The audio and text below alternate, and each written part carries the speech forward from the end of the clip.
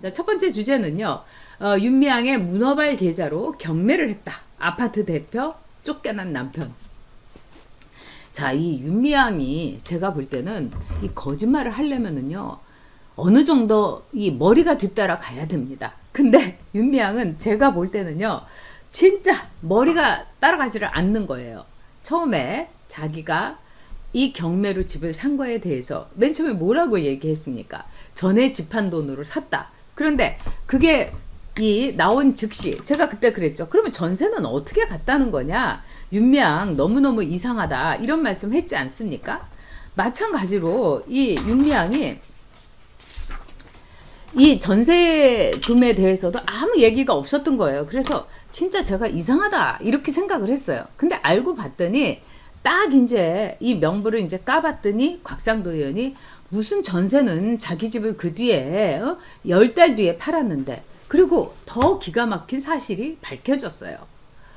이 윤미향이가 그렇게 나오니까 뭐라고 했냐면 윤미향이가 자기 말하자면은 통장 3개에서 2억을 그 다음에 그 아는 지인에게서 4천만 원을 빌려서 2억 4천만 원에 경매를 했다는 거예요.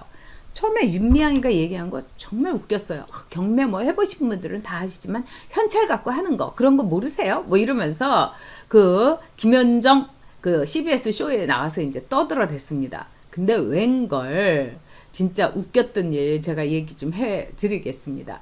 진짜 웃긴 일은 뭐냐? 경매라는 거는 10%의 돈을 현찰로 갖고 있고요. 대부분의 경매하는 사람들은 대출이라든가 뭐 이런 걸 해갖고 다 갚는 거예요. 근데 윤미향은 그렇게 얘기를 해놓고서 다 현찰로 했다. 지 입으로 자기의 어떻게 보면은 과실을 이렇게 얘기를 한 겁니다. 그래서 윤미향이 나중엔 또 어떻게 됐느냐? 네, 여러분, 팀버맨님, 오랜만에 들어오셨습니다. 우리 팀버맨님께서 이 넘버원 TV라고 하시면서 슈퍼챗으로 후원해 주셨습니다. 팀버맨님께서 후원해 주신 슈퍼챗 아주 알뜰하게 쓰도록 하겠습니다. 자, 그러면서 윤미향이가 그 사실에 대해서 다음에 또 뭐라고 거짓말을 할지 이 머리가 안 돌아갈 겁니다. 근데 김성태 의원이 또 밝혀낸 게 뭐냐? 윤미향은 대출이라고는 하나도 받지 않았다는 거예요. 그러면서 두 채를 또 1가구 2주택인 거를 계속 돌렸다는 겁니다. 그러니까 자기가 사는 집을 팔지 않고 그 다음에 경매 받은 집을 또 사가지고 1가족 2주택 그 다음에도 집을 2채씩 갖고 있고 이러니까 윤미향은 현찰 동원력이 어마무시한 투기꾼 윤미향이었던 겁니다. 아니 여러분 통장 저도 그렇지만 저도 마이너스 통장 마통을 쓰고 있습니다만은 우리가 마이너스 통장인 경우가 더 많지. 우리 통장에 현찰로 2억씩 들어있고 그리고 경매한 집을 하더라도 와 대출 하나도 안 끼고 살 수 있습니까?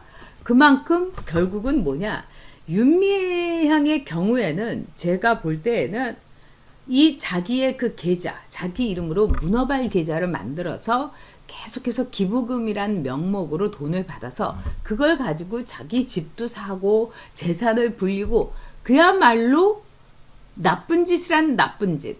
할머니들의 등을 쳐가지고 할머니들의 골수에 빨대를 꽂아가지고 부자가 된 겁니다. 그래서 신미자 할머님이라는 분이 있어요. 자, 오늘 이 돈이 어디서 나왔나 또 노루시님께서 윤미향 그냥 돈독어른 주진우 심상정 닮은 여자 오드리 헵번님께서 일본 화장품 장사했다던데요. 맙소사. 네. 자, 그런데 더 중요한 거는 신미자 할머님께서 유서를 남기셨습니다. 저는 생전에 신미자 할머님을 여러 차례 뵀어요. 근데 어떤 분이냐 이용수 할머님 93이라고 하시는데 말씀하시는 거 보세요. 기억력 또릿또릿하고 논리 조목조목 아주 말씀도 잘하시고 그래서 제가 아는 분이 70 넘으신 분인데 아니 어떻게 저렇게 90 넘은 분이 저렇게 또렷또렷하냐고 어떻게 하면 저럴 수 있냐고 나도 그러면은 무슨 저기 시민단체 활동을 해볼까 이런 말씀까지 이제 하셨는데 이 신미자 할머님도요 아주 논리가 정연하시고 말씀하시는 게 엄청 그 앞뒤 따닥따닥 맞고 그 다음에 사람들에게 감동을 주고 그러면서도 과장이 없고 이래서 신미자 할머님하고 이용수 할머님이 이른바 해외에서 이 위안부 문제에 대해서 증언을 할 때 단골 멤버로 갔던 분입니다. 그만큼 이 할머님들이 그러니까 위안부 문제에 있어서는 앞장서서 일종의 그 무대에 올라가서 이 현실을 즉 그분들이 엮으신 거를 증언을 했던 분이에요. 근데 이 신미자 할머님께서 돌아가시면서 유서를 남겼는데 이 유서에서 뭐라고 했느냐? 진짜 어떻게 보면은 우리 모두가 정말 정말 저도 그 신미자 할머님을 생각하니까 말이 정말 막히는데 그렇게 그 눈물 어린 그러면서도 담담하게 격하지 않은 언어로 자신이 어떻게 이제 당했는가를 얘기해 주셨는데 이분이 돌아가시면서 뭐라고 했느냐? 정대협은 우리 위안부 할머니들을 앵벌이 시키는 악단이었다. 그러니까 정의연은 흡혈귀 악마였던 거죠. 그런데 신미자 할머니께서 돌아가시면서 이 문제를 제기했고 또 살아생전에 2004년에는 위안부 할머니 한 13분하고 모여가지고 기부금을 더 이상 정대협에서 모으지 않게 해달라 소송을 냈는데 그게 법원에서 기각됐습니다. 근데 우리는 이런 일을 잘 몰랐던 거예요. 그리고 그 좌파 진영에서 쉬쉬하면서 자기네들끼리 다 정말 덮어준 겁니다. 이 할머니들이 얼마나 기가 막히겠습니까?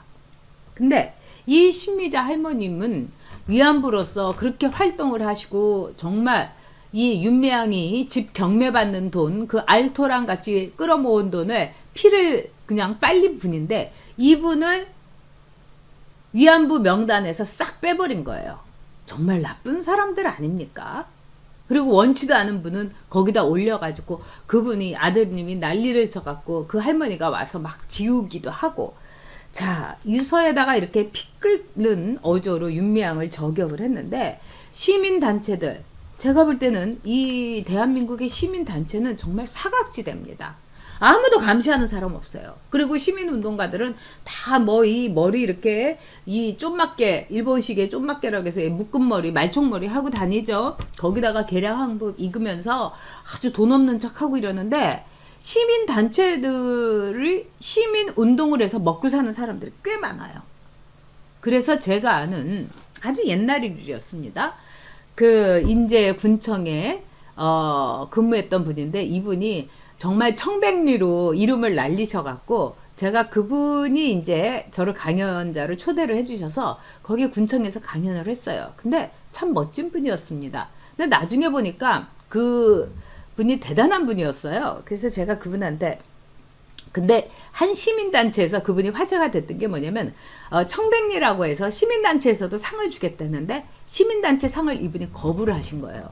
그게 벌써 제 생각엔 한 20년도 더 전의 일입니다. 그래서 그 당시만 해도 저는 시민단체가 다 배골면서 사회 위에서 열심히 일하는 사람들인 줄 알았죠. 20 몇 년 전에. 그래서 아니 선생님 왜 시민단체에서 주는 청백리 상을 거부하셨냐 이랬더니 씩 웃으면서 입이 무거우신 분이에요.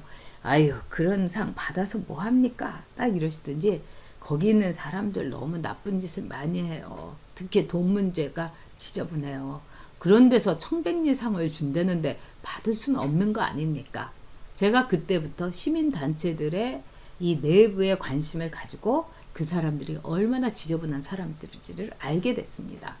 자 2004년에 그런 일이 있었는데도 다 쉬쉬하면서 끼리끼리 다 덮어준 거예요. 그러니까 완전히 사각에 있는 겁니다. 사각지대. 그 사각지대에서 윤미향이가 정말 자기 활동비 쓰고 뭐 이랬으면 우리가 말을 안 하는데 딸내미 유학 보내주고 그것도 음악 유학 보내고 그 다음에 자기 아버지 이 관리인 시켜서 7,800만 원 플러스 9천만 원 더 보태주고 네? 그리고 자기 경매로 2차례나 1가구 2주택을 이렇게 뺑뺑뺑뺑 돌리면서 재산을 3배, 4배로 불리고 와 이게 윤미향의 민낯이자 좌파 시민단체의 민낯이다 이렇게 볼 수 있습니다.